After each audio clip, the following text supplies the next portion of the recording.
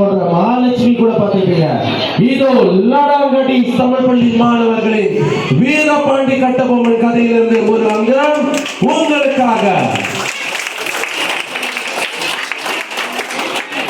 இறை வாழ்க, இறை தந்த தாய் வாழ்க, தாய் தந்த தமிழ் வாழ்க, இனிதே நாம் வாழ்க. அனைவருக்கும் வணக்கம். தமிழகத்தில் எண்ணற்ற வீரமரவர்கள் நாட்டை ஆண்டு புகழின் உச்சியை அடைந்திருக்கின்றார்கள். 17ஆம் நூற்றாண்டில் வாளையக்கார மரபில் உதித்தவர் தன்மான சிங்கம் வீரபாண்டிய கட்டபொம்மன். வியாபார நோக்கத்தில் தமிழகம் மண்ணில் நுழைந்த ஆங்கிலேயர்கள் அதனை தங்களுக்கு சொந்தமாக்கிக் கொள்ள திட்டமிட்டனர். தங்களின் முதல் திட்டத்தை பாஞ்சாலக்குறிச்சி பாளையத்தில் வீரபாண்டிய கட்டபொம்மனிடம் தொடங்கினர். ஆங்கிலேயரை துணிச்சலாக எதிர்த்த கட்டபொம்மன் தான் சுதந்திர போருக்கு வித்துண்டிய முதல் வீரன் ஆவார். வீரபாண்டிய கட்டபொம்மன் வீரத்தை பறைசாற்ற வருகிறது இந்த நாடகம்.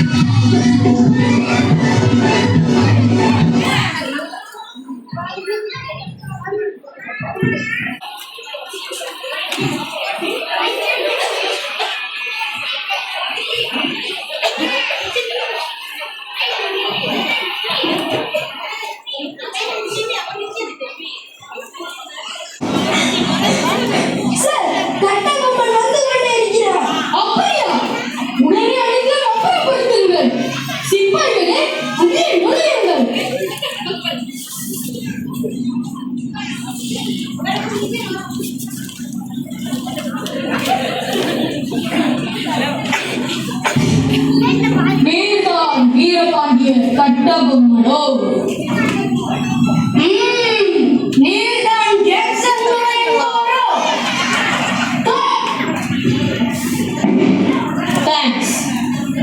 ஏது வெகு தூரம் வந்துவிட்டது. நட்பு விரும்பி அழைத்ததாக வருகிறேன். அதையே விரும்பி நானும் வந்துள்ளேன். கேட்க வேண்டும். ஆனால் அது கேட்க நடக்க இல்லை உம்மிடம். கற்றுக் கொடுக்கும் இனம் தமிழன். நீர் கற்றுக் கொடுக்க முயற்சிப்பது அறிவீனம். நவாபிடம் இருந்து நாட்டுரிமை பெற்றிருப்பது நாங்கள். நீயாக பேட்டிக்கான வரவில்லை. பேட்டி கொடுப்பவர்கள் நாங்கள். இல்லாவிட்டால் இந்த நாட்டுக்குள்ளே நுழைந்திருக்க முடியாது. இது மாதிரி வாழவிடம் எல்லாம் உடன் பிறந்தனை ஒளியாது. உன் மீது நான் குற்றம் சுமத்துகிறேன். என்னவென்று எடுத்துரைத்தால் கணக்கில் அடங்காது. எண்ணிக்கை தெரியாத குற்றம். எனக்கு எண்ணிக்கை தெரியவில்லை. அகம் பிடித்தவனே சொல்கிறேன்.